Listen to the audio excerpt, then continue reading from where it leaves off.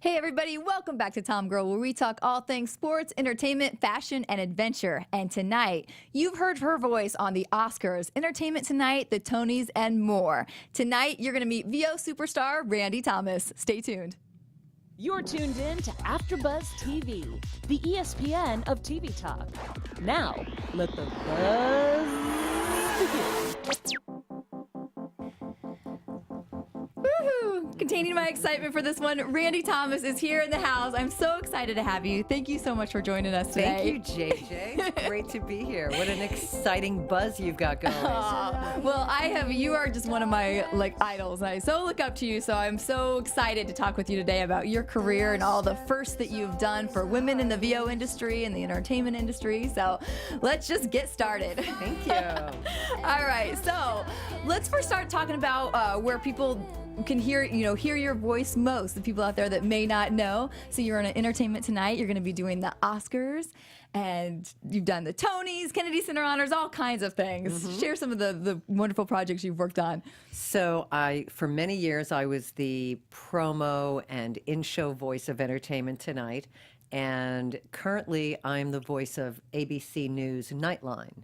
I am working for Entertainment Tonight on Oscar weekend because they asked me to come back and help them promote the big Oscar weekend for them, and then on Monday after the Oscars to help them get their big show on their post-Oscar show off to a good start.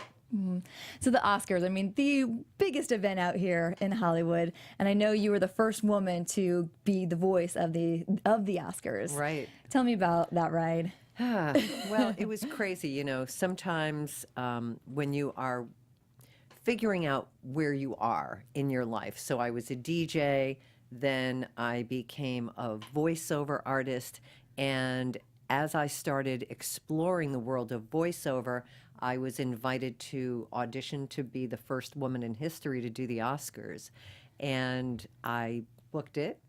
It changed my life in 1993.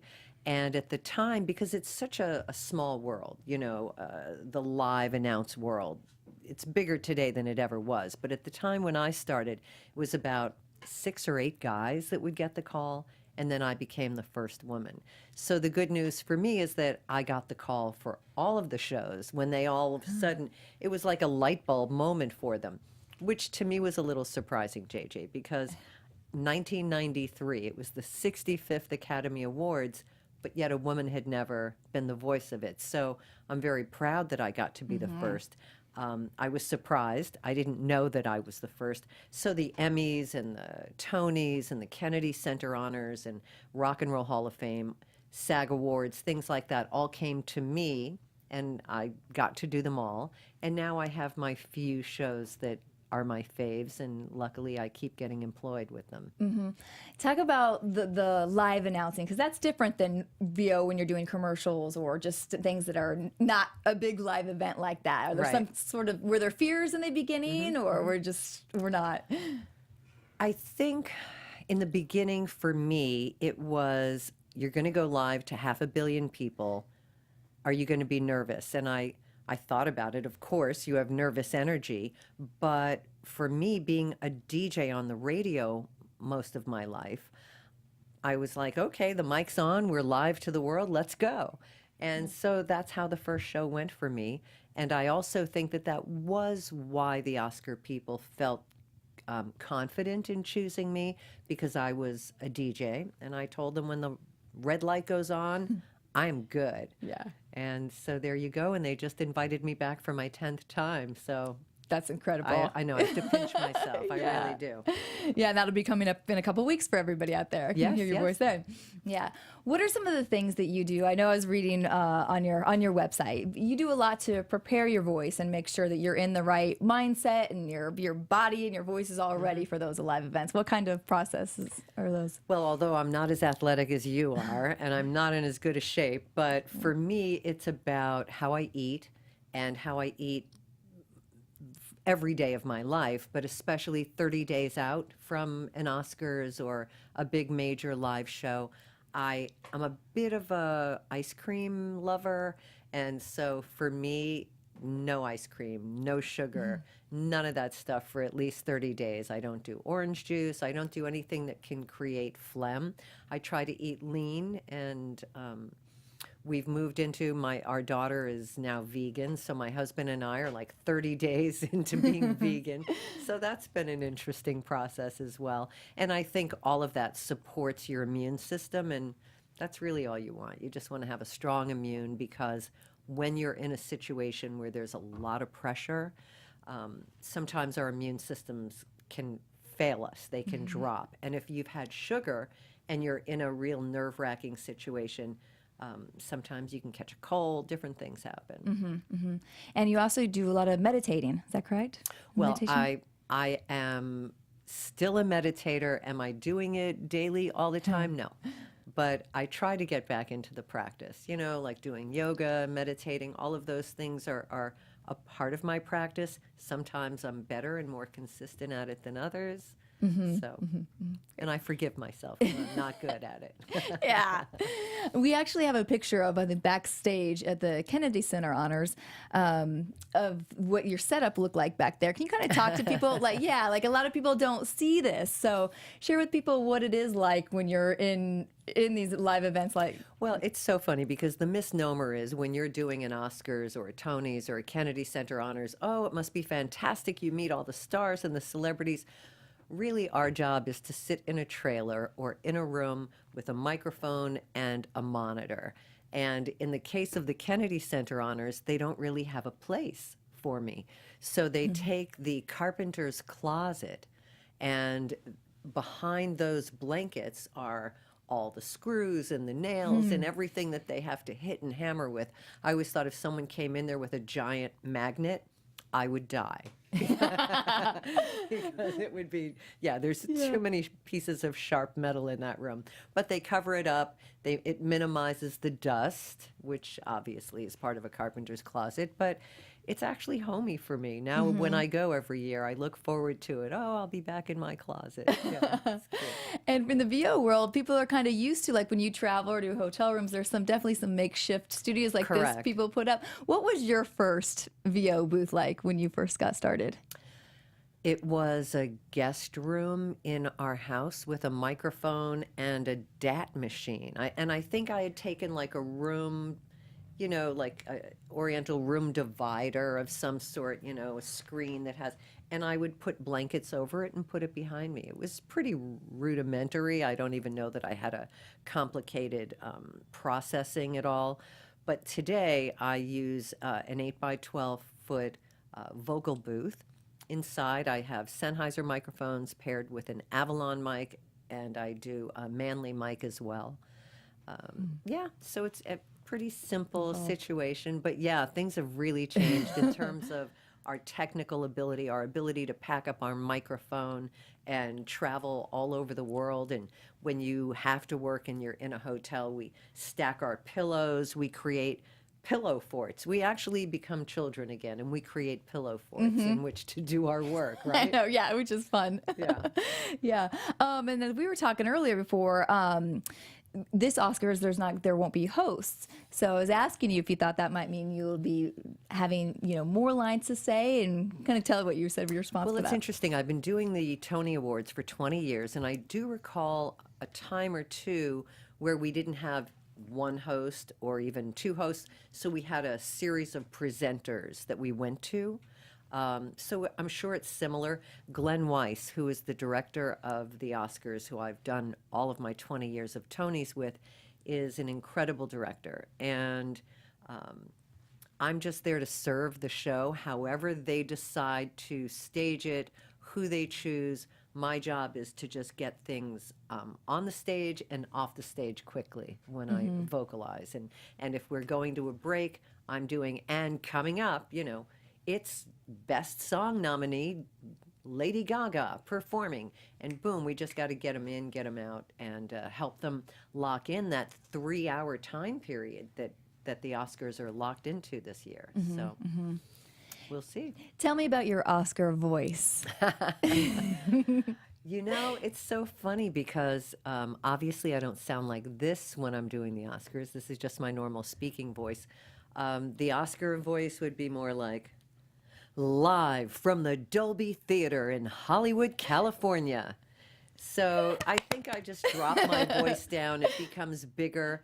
I feel that when you are selected to be the voice of the Oscars, you have to find the richness and the elegance in your read and how you approach the microphone.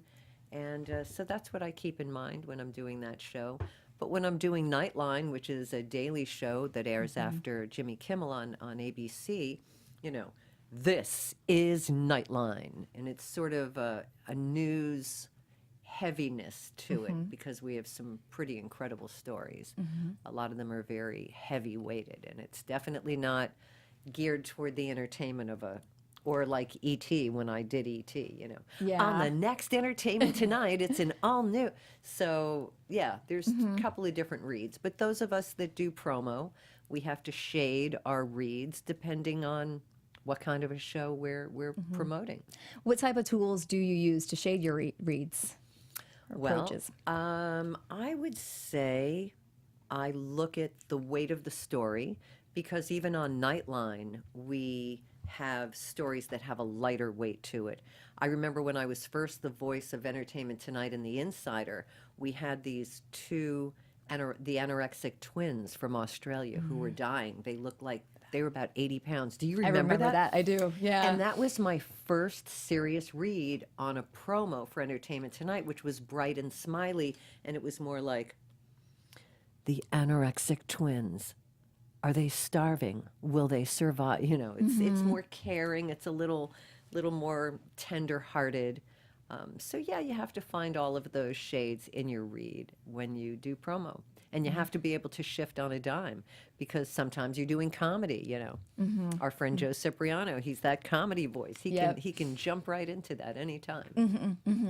So with Nightline and the Oscars, you just have broken down. I know we briefly touched on this before, but so many doors, you know, for women, and really are a pioneer for women in the VO industry. Like, how does that feel for you? And well, it's funny because it's not something that I ever, you know, put out there in the universe. Let me be this, you know, glass ceiling breaker. Luckily, the work came to me, and I did the best job I could. And I guess it worked because they started hiring other women. They, you know, had it been an epic fail, maybe they would have stayed with men. I don't know. But I did my best job. And truthfully, when you do live television or any job that you're lucky enough to get in the voiceover world, when they re-sign you or when they ask you back, that's the biggest compliment in the world. So it tells me that they appreciate what I do and what I bring to a show when I'm working. And you also are very giving back to the industry and to, you know, other females coming after you and males. You have a book and you mentor, and Don LaFontaine. Just talk about some of the things that you do to Well, I wrote a book years ago called Voice for Hire, and it teaches people. It's really a primer for the voiceover industry. And then really when I was living in Fort Myers, Florida, before we moved back here to Los Angeles 2.5 years ago, when I was in Fort Myers, I was really lonely for all of my friends in the voiceover world. So I created Voiceover Mastery down there, and I started educating people from the Southeast that wanted to, even though we were on the west coast of Florida, it was people from that general area that came. And I brought in super pros all from Los Angeles and New York, and we started doing this VO Mastery thing. And this year was my 5th year. And instead, I've reduced it down to a retreat where I take like 10, 12 women, and we go to a villa of some sort, and we have a really intensive weekend of just doing VO and bringing in great coaches. I do mentor a lot of women, and the young women that come to me, that study with me, I have a long-term commitment to support them in everything they do. When will the next VO Mastery retreat be? Well, probably, unless I do one sooner, it generally happens in October. So we're looking for our next location, and we'll talk about it. But in the meantime, you know, I coach, Yeah. one-on-one, I do classes once in a while, and then I put together this annual event. So. All right. Well, let's go back talking a little bit because I know talked earlier that you started out in radio. I think we have a picture of the radio days Oh, my there. good. Yeah. Yeah, so you first were a DJ. You said you were in love with albums. You would read the back while you were listening to them. Exactly. Talk about how you found your love for radio. Well, I started out as a kid right out of high school. I left high school early and went to New York to be an actress. Studied in New York, came back to Detroit, Michigan, where I was from, and I found my way into, my mother said, either get a job or go back to school. So I found a radio station in Detroit at the Oakland Community College campus. And I found a radio station, and it was at a time in the 70s where there really were no women on the radio. If there was, any station that had a woman, it's like, no, we don't need anyone. We already have a woman, is kind of how it went. So, but there were tons of radio stations that were looking for a good woman. And that was pretty much how my career started. And my last radio job on the air came when I was selected to be the first woman to do the Oscars. So it seems like it was the right move for me. I was in radio, doing radio, being a DJ, and now I'm the voice of radio stations all over the country, doing what we call imaging, where you are the image voice for the station. You know, DJs come and go, but when you're lucky enough to be the imaging voice, you are presenting to the listeners in that particular market the image of the radio station. What was your time slot on the radio? Mostly midday. I did a lot of middays. I did one night shift, and it just wasn't for me. It's I'm definitely a daytime girl. I like to get up early. I like to go to bed early. But when I also had to do overnights for a couple of years. When I lost my job on the wave after I did my first Oscars, I didn't know what to do with myself without being a DJ. So I went and got a radio job. You know, it's crazy. So whatever shift I was offered, I would have probably done. Done. And now tell me, you have a podcast where you're kind of combining your love of music, and you and your husband are doing a podcast. So tell me about that. Thank you. Well, not too different from you. You love talking to people. You like to get to know someone's story. My husband, who came out of the music end of the business, he was in the promotion side of the record industry when I was a DJ. In fact, he helped me get my first radio imaging job. So he's worked as a manager for me. But in the last few years, we really have this love of music. I wanted to do a podcast for a while, and we had the opportunity to create the Music Connection podcast, where we have interviewed incredible artists from Daryl Hall and Vance Joy and Greta Van Fleet and Sam Harris from Ex-Ambassadors, and I mean, really amazing. And I love hearing their stories. And we have a lot of new young artists that most people haven't heard of unless you have some really eclectic Spotify going on. And in doing that, we are learning so much about, I love today's music, you know? A lot of good stuff today. I played the records from the 70s, and of course, when you're a DJ, you play them from all the eras. But for me, I never really want to go back and listen to the old music. I like playing new music. I like listening to new music.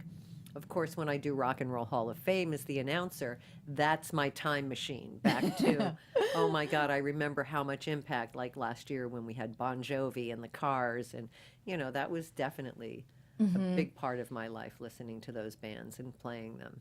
Who are some of your favorite artists? Wow. Well, it's hard. I mean, right now, my husband and I tend to groove to a lot of Post Malone, but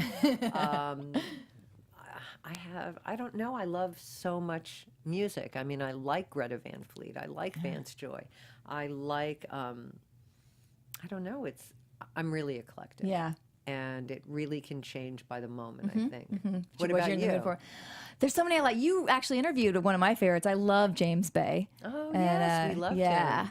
But I'm like you. I like country. I like alternative. I like all kinds. So it's, again, You want to I'm interview James Bay. Can I tell you, I sat there looking at him. I thought he was like the most perfect face of a man I've ever seen. He's just beautiful.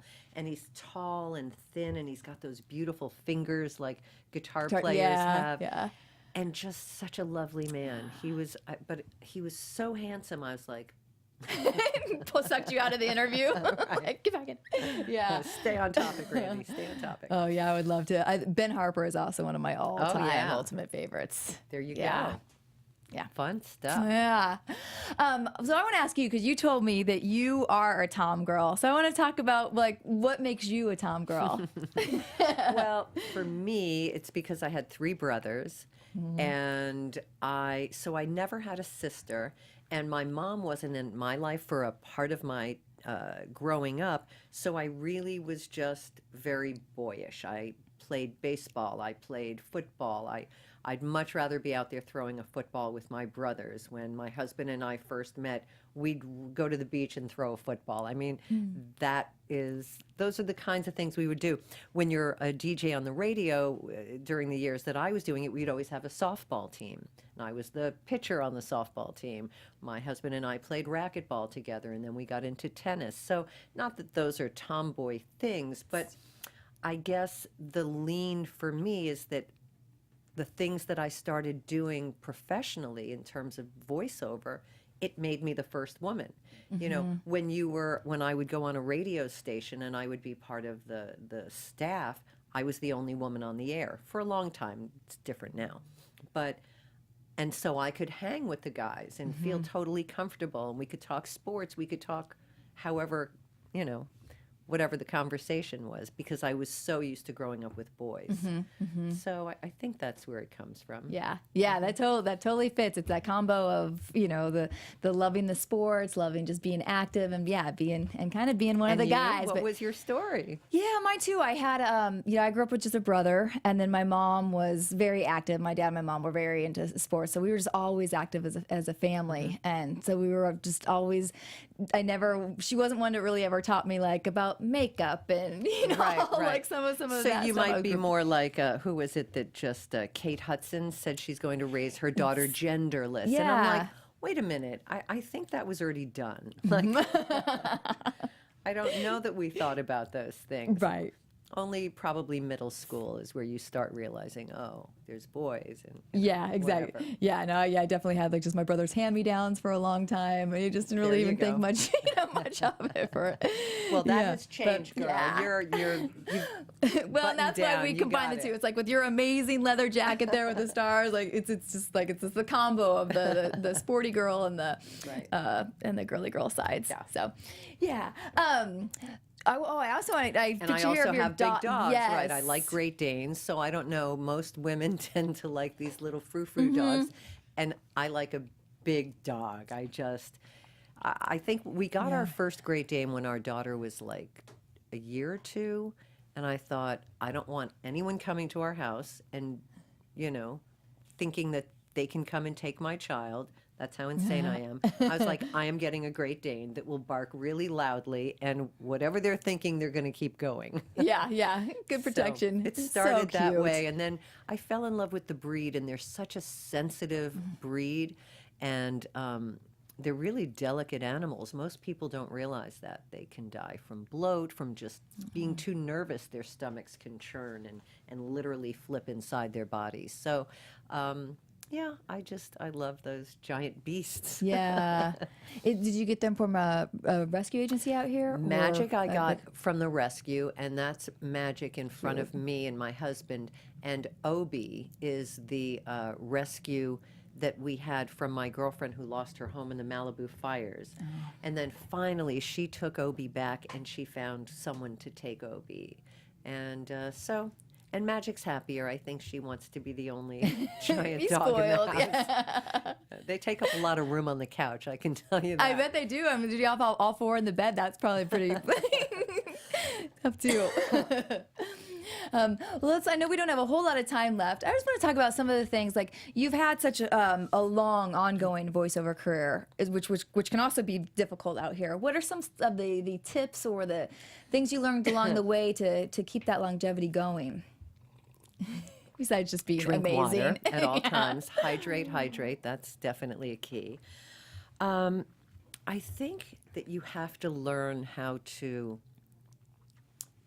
schedule your life. You need to make room for the work that you have. You need to understand how to plan out your day. You need to learn how to have the right relationship with your agents. And most importantly, how to Uber serve the buyer. Especially if you're lucky enough to be a union player with great agents. We share agents to make their jobs as easy as possible and to let them know how much you appreciate what they do for you on your behalf. Other than that, do the best you absolutely can with every client. Like I said, Uber serve them. When you do radio imaging, you have little stations that can only pay X for X amount of words from you. And then sometimes they'll say to you, we have a promotion. I didn't count on it. I didn't think we'd need you till next month, but the sales department just, and I'm like, of course. You know, you don't invoice them. You just do it because they are your clients. They're annual clients. That's the great thing about radio imaging. So you just have to Uber serve everyone. Did you do a lot of going out and seeking clients on your own, or did you let your agents kind of bring them to you? Good question. I think when you're a working voiceover artist and you know the kind of work you really want to do, if you're looking through the Hollywood Reporter or Variety and you see something about a show that's being created that you think you might be great for, that's a great conversation to have with your agents.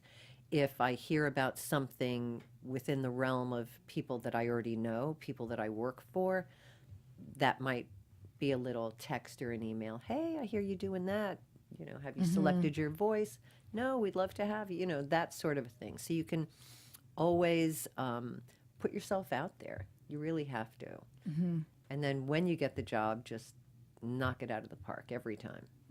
Any times where probably not anymore for you where either you got nervous or ways to work through times when you're not feeling the top of your game? Yeah. I believe the way that works for me, and I'm an emotional person, so when things happen in my life, I can get offset from this path that I'm on, or even in an emotional space. So in order to get back, do a meditation. Sometimes a guided meditation. I love Deepak and Oprah, and I will listen to a guided meditation. It'll calm me down, it'll center me, and then I can rethink whatever it is I'm about to do. Sometimes I just go on YouTube and I'll watch kitten videos. I don't know. Little baby pigs eating. I don't know. Just to put me in a happier mood, and then you can refocus. But the important thing is to know why your buyers choose you, because they already know you can do the job. So don't get all caught up in second guessing yourself and is this really what they want? They chose you. And as long as you are putting your best self into everything that you do, you can't go wrong. Any other tips or advice for somebody who's just brand new wanting to get into the voiceover industry? The voiceover community is pretty incredible. Yeah. It's huge. There are tons of people. There are lots of places to get educated. My one pet peeve, I would say, okay, I'll say it for sure. So in the world of live announce, sometimes the people that hire you refer to you as the voice of God. I say never call yourself that. It's not okay. I will never say I'm the voice of God. If someone wants to put that title in there, they can. And so when I read Facebook posts, hey, I got to be the voice of God last night, and I'm like, just don't say that about yourself. So that's my tip. I like that one. I've never heard that tip, and I love it because it's so true that you hear that all the time. Yeah. I don't know. I would kind of like to pretend that you were my voice of God. Well, the first time I did the Democratic National Convention in 2004, I believe, 3 or 4, in Boston, and that was the first time we saw Barack Obama. But I was doing that when I arrived. I know I was checking in, which that's if there's a lot of security at the Oscars. Let me tell you, there's a lot of security at a Democratic convention. So the first time I checked in, hi, I'm Randy Thomas, the announcer. Our voice of God is here, our voice of God. And I was like, I kept looking behind me to see if Don LaFontaine was in the room because, oh, is Don here? Are there any, you've done so much, are there any jobs out there that you haven't done yet that is like a dream job you want and it's on your hit list? I do, but I can't say. That would like, you know. You want to put it out there in the universe? No, but I will tell you that when I made the shift from doing an entertainment program to a news program, that was a very specific choice that I made for myself. I felt that that was where I needed to go to take my career to a place where I can live for a while. Because as you know, our industry is very, very competitive. There are definitely a ton of really talented men and women trying to get into the business. So I was thinking about my brand, who I am, and where I need to go. And so for me, in addition to the live work that I'm very blessed to do, I like being a news voice. That sounds, it feels right for me. So what's next? No, we're just about ready to wrap up. Okay. Tell people when the Oscars are and anything else, or when they can catch your podcast. Correct. Well, by the time this airs, I will have done the Directors Guild Awards, which is not broadcast, which is why it's such a cool, fun room to be in, because these directors, it's very, what is the word? Rarefied air to be in a room like that. Are the speeches a little different since it's not They're on awesome. air? When you can hear a director really talk about their path, and we know that that is, whether it's the director of the Oscars or a film, he is or she is the center of the hub. And I am just a spoke that, we all have to do our jobs perfectly in this wheel. But when you hear directors talk about their path and their passion, I find it incredibly inspiring. And then the Oscars are the 24th of February. And after that, I believe Rock and Roll Hall of Fame in April in Brooklyn. And then my 21st Tonys should be in June. So 21. That's fantastic. And then tell everybody where they can catch what days they can listen to your podcast and where they can follow you on social media. So my podcast is called the Music Connection Podcast. It's with my husband, Arnie Wall. And we drop a new podcast every week on Wednesday. We are almost to episode 70. We're now on Pandora. We're on Podcast One, Apple, iTunes, wherever you like to listen to your podcasts. And we're having a lot of fun. It's really, really great. And it's my way to keep my toe in the music business, and I love it. Yeah, and you actually, Bryce, you showed me a cool video where you guys are adding. We're throwing videos out there because I think that's how we're going to build our audience. I think the people who are the fans of the artists, if you put a video out there in social media, they're very likely to click it. And if at the end we tell them where the rest of this interview lives, and obviously we'll put our videos on YouTube. Hopefully we're going to, grow the podcast as we hope. Has it been interesting learning, because I know it has been for me here, how to navigate kind of the getting yourself out there for a podcast, It's incredible. Right? It's incredible. It really is. It's it's a new frontier. And I feel really happy that we just put it out there. And it's been working for us. And we've been married a really long time, so the fact that my husband and I can have this really cool, fun thing that we do together, and our daughter is in the podcast. She's a senior at USC, and she's done some of the interviews. In fact, she's going to go back with me to interview Diane Warren on her 10th nomination for the song I'll Fight for the documentary RBG.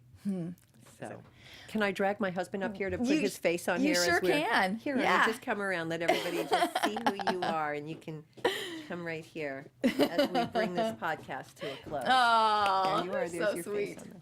I love it.